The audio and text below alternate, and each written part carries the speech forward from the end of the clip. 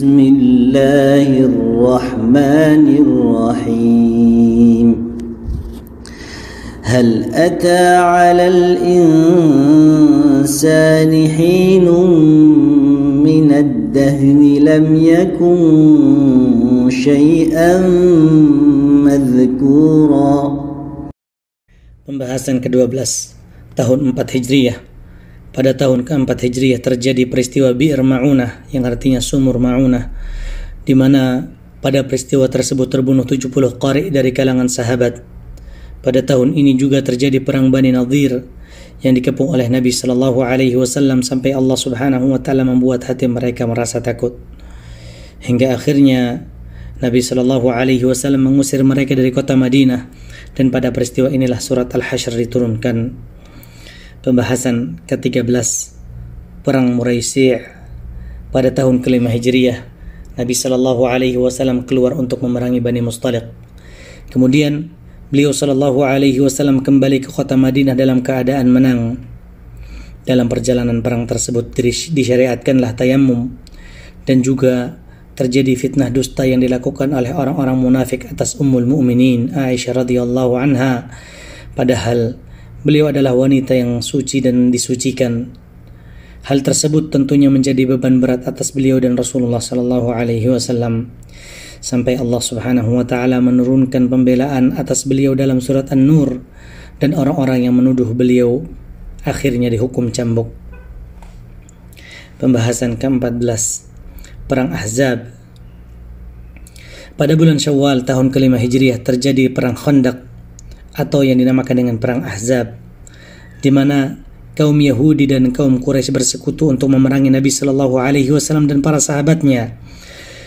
Maka berkumpullah 10.000 pasukan dari kaum Quraisy, di antaranya Bani Sulaim, Bani Asad, Fizarah, Ashja' dan yang lainnya. Kemudian mereka berjalan menuju kota Madinah. Pada saat itu Salman Al-Farisi radhiyallahu anhu mengusulkan kepada baginda Nabi sallallahu alaihi wasallam untuk menggali parit dan membuat benteng yang dapat melindungi mereka dari pasukan sekutu. Maka Rasulullah sallallahu alaihi wasallam pun keluar bersama 3.000 pasukannya, berlindung di kaki gunung Sal' dan menjadikan benteng di bagian depan mereka. Kaum muslimin meminta jaminan keamanan kepada Bani Quraidah, kabilah yang telah menjalin perjanjian sebelumnya dengan mereka. Akan tetapi kabilah tersebut malah mencabut perjanjiannya dan bergabung bersama pasukan sekutu. Kemudian Rasulullah sallallahu alaihi wasallam mengutus Nu'aim bin Mas'ud radhiyallahu anhu untuk mendatangi mereka dan pasukan sekutu, dan beliau berhasil membuat makar yang dapat merusak hubungan di antara mereka. Akhirnya Allah Subhanahu wa taala mengirimkan bala tentaranya berupa angin kencang yang membuat tenda-tenda pasukan sekutu berterbangan dan menjadikan api penerangan mereka padam. Angin tersebut berhasil memporak-porandakan pasukan musuh dan membuat mereka lari ketakutan, sehingga mereka pun terkalahkan dan tidak mendapatkan apa-apa dari tipu daya mereka. Setelah itu Nabi sallallahu alaihi wasallam keluar menemui Bani Quraidah dan menjadikan Sa'ad bin Mu'adz sebagai hakim atas mereka, dan dalam perang ini turunlah surat Al-Ahzab. Pembahasan ke-15, perjanjian Hudaybiyah. Pada tahun ke-6 Hijriyah, Nabi sallallahu alaihi wasallam keluar bersama 1.400 orang sahabatnya hendak menunaikan ibadah umrah. Tatkala beliau tiba di Hudaybiyah, Hudaybiyah adalah sebuah desa yang terletak di bagian utara kota Madinah. Ternyata kaum Quraisy menghalangi mereka untuk memasuki kota Makkah.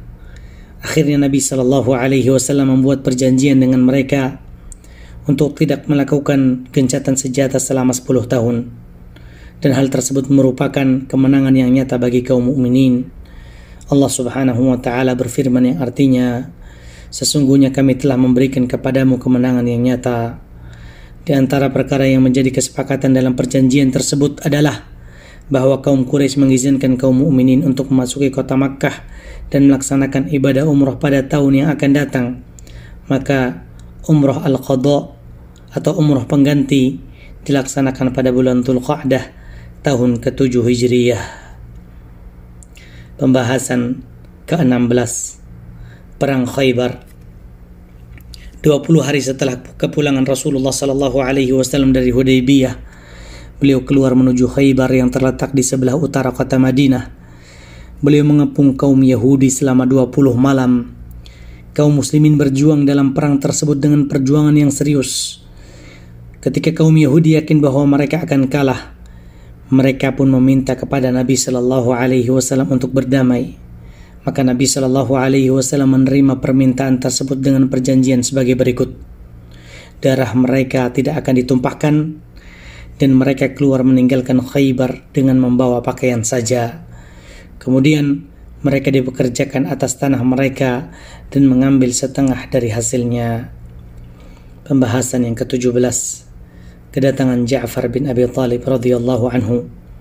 Ketika Nabi sallallahu alaihi wasallam sedang berada di Khaybar, datanglah Abu Hurairah radhiyallahu anhu dalam keadaan telah memeluk agama Islam, dan juga Ja'far bin Abi Thalib sepupu Rasulullah sallallahu alaihi wasallam datang bersama orang-orang yang hijrah ke negeri Habasyah pada waktu itu. Mereka pun menjumpai Rasulullah sallallahu alaihi wasallam di Khaybar, dan datang pula secara bersamaan orang-orang dari kabilah Asy'ari, yaitu Abu Musa dan sahabat-sahabatnya radhiyallahu anhum ajma'in.